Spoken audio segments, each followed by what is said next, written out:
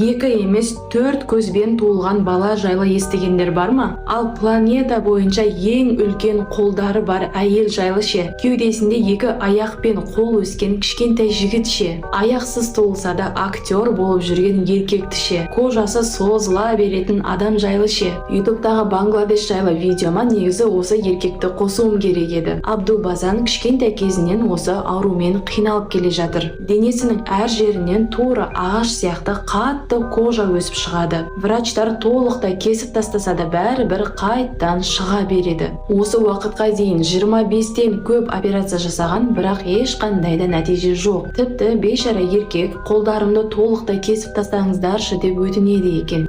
Шынымен қиын, я? Қазір ғана ютубқа жаңа видео салдым. Төй, менің мұрным басқаша, төй, ана жерім, мына жерім біртүрлі деп жүргендер болса, осы ролигімді міндетті түрде соңына дейін көріңіз.